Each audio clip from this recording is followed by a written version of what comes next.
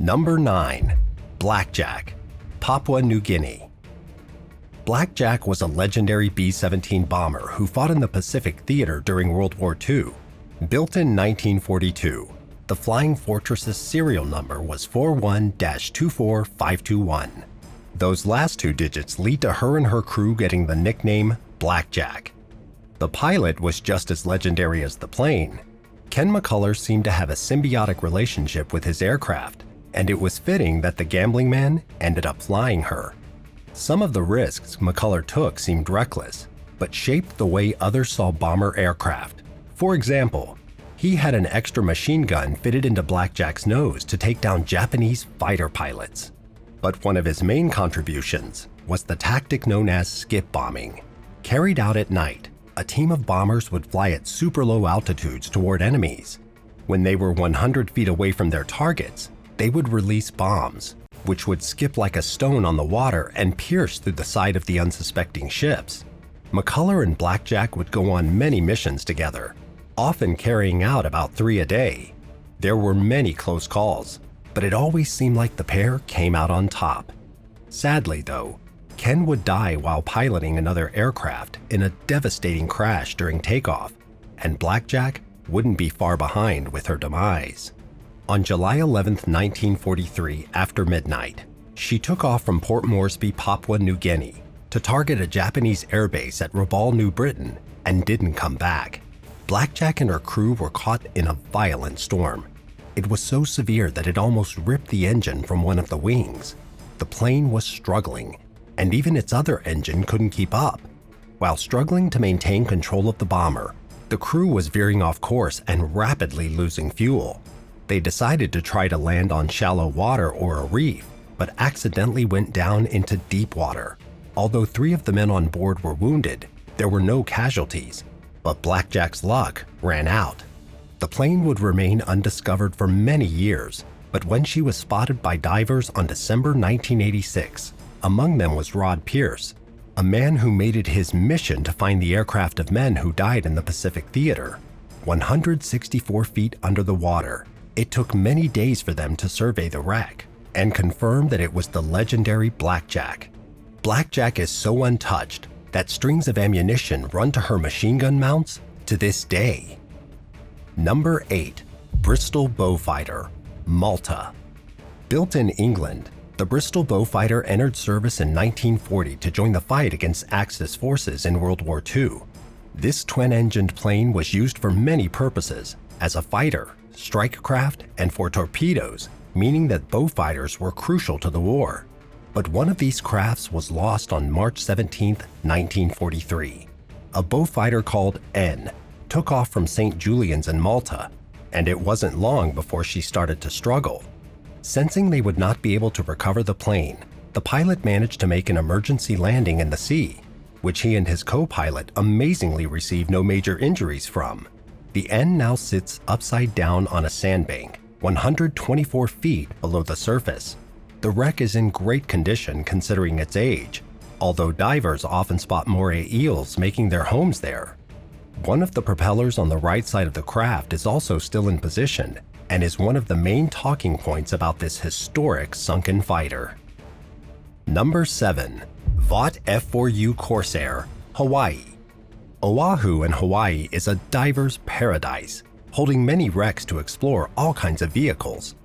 Most have been sunk to become diving locations and artificial reefs for marine life, but there are a few specimens that were not meant to end in a watery grave. One of them is a Vought F4U Corsair fighter plane, which was used during World War II. The plane is remarkable for its wing shape, which is slightly bent, making a distinctly unique sound while flying through the air. In 1945, the F4U was being flown by Lieutenant W.H. Holden on a training exercise, going from Molokai Airfield to Eva's landing strip.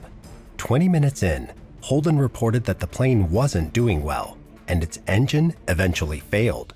Lieutenant Holden was able to bring it down pretty smoothly onto the ocean. The Corsair couldn't remain on the surface forever though, so it eventually sank beneath the waves. Thankfully, Lieutenant Holden was wearing a life jacket, which saved him. He only had a small cut above his eye from what could have been a devastating crash. Now the Vought F4U Corsair lies in sand and is surrounded by strong currents. 100 feet below the surface, it's in great condition for a 75-year-old wreck, although the left wing is lodged in the sand. The plane is a popular attraction for divers and marine life, and it was even featured in an episode of The Magnum in the mid-1980s. Number 6. Mitsubishi Zero Horizon, Papua New Guinea.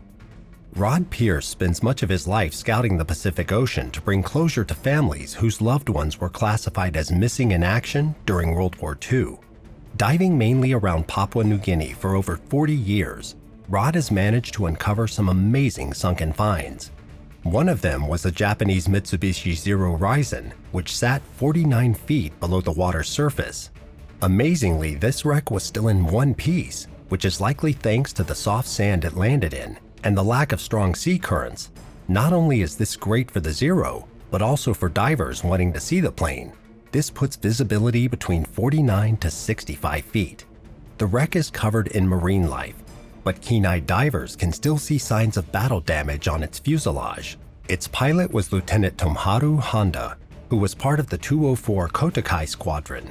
Honda and Zero took part in many flights, including the battles of Cape Gloucester and New Britain, but the plane came to a watery end on December 26, 1943, after it had to land in Bangor Bay on its way back to base in Rabaul.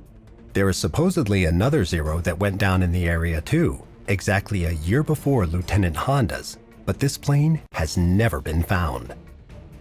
Number 5. Jake Seaplane, Palau. In the Second World War, Japan had 2 seaplane air bases on the Pacific island of Palau.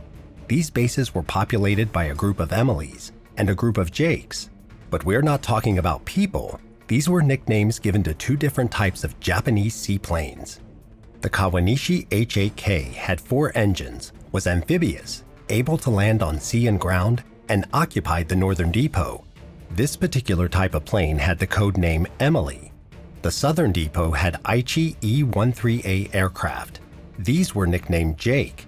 The amazing plane underwater near Palau isn't an Emily, but a Jake, and is one of the nation's most popular wrecks. It was found in 1994 by a local fisherman who managed to see it all the way from the surface. At a depth of 49 feet, this 37-foot-long aircraft sits on a coral reef, tilting to the side. Its nose has broken off but is still close to the cockpit. It lost its tail in one of its pontoons when it crashed too. These can be found a short distance away, but these smaller parts have been overrun by coral, so it's hard to make out what they actually are. It's very likely that due to its proximity to the depot, the Jake crashed into the ocean while either approaching or leaving its landing strip. This is also backed up since its propellers are still in good condition. If they had been going at full speed, the force of the blades and water would have bent them out of shape. Although it is popular with divers and tourists, there is still a hint of danger around this seaplane. You might be tempted to pick up a small artifact to remember your experience, but there is still live ammo near the wreck that could go off if provoked. Number 4. Messerschmitt Bf-109, Greece. Offshore the small seaside village of Anissara on Crete is the wreck of a Messerschmitt Bf-109 plane, 2,624 feet out. But what led to this German fighter plane being here is anyone's guess. It's not that the fighting never happened near Crete. In fact, the island was taken over by German forces in May 1941 during Occupation Mercury. This might be a reasonable explanation, except that the plane is a G6 version of a Messerschmitt Bf-109, which was produced only during 1942 to 43, a year after this battle took place. We don't have any records of the plane from German military sources either, which is a little confusing. What we do know about this plane is that most of the damage to its fuselage happened after contact with the water. As to why it plunged into the depths, it's likely due to a mechanical problem. Although the Messerschmitt is in pieces on the seabed, each part is still well preserved. For example, in the hull, you can see its weapons and ammunition almost untouched. What do you think happened to this plane, and when? Let us know what you think in the comments. Number 3. Ferry Firefly, Australia. The Fairey Firefly was a small anti-submarine plane used by the Australian Air Force in World War II. This model was first utilized in 1941 and was still in use over 15 years later. During the 1950s, many Fairey Firefly aircraft were stationed on the aircraft carriers HMAS Sydney and HM Vengeance, with 105 in total. But on November 27, 1956, there was a tragic mid-air collision between two Firefly planes, VX-381 and WD-887, who were doing navigational training. Both planes tumbled into Hare Bay in New South Wales, and although the crew of the first plane survived, the latter did not live. 27 years later in 1983, VX-381 was discovered sitting under 42 feet of water near Hare Bay. The wreck is crusted by marine life and looks like a torpedo or missile since its wings have been mostly sheared away. This small plane, measuring only 39 feet in length, was almost not spotted thanks to the silt it was resting in, its size, and low profile. As for Fairey Firefly WD-887, sadly neither the plane or its 3 crew members have been recovered. Number 2. The Drug Runner's Plane, Bahamas. During the 1970s, the drug baron Pablo Escobar was in his prime, smuggling billions of dollars worth of illegal substances into the USA and beyond. One of the ways drugs were brought in was by plane.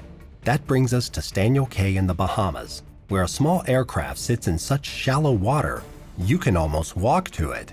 One night during the 70s, the air control officers for Staniel Cay Airport were having a few drinks at the bar and relaxing. Of course, they were still on duty and had their radios with them, but when hardly any planes came to the island, especially at night, it was easy for them to kick back and relax with no issue. But this evening a message did come through. A pilot was trying to find the small landing strip in the dark. As his message went on, he became more and more frantic, switching to speaking Spanish instead of English. He said that he was running low on fuel. The officials eventually put down their drinks and rushed to the landing strip to locate the plane, but no answers came on the radio, and no sign of a plane was anywhere to be seen.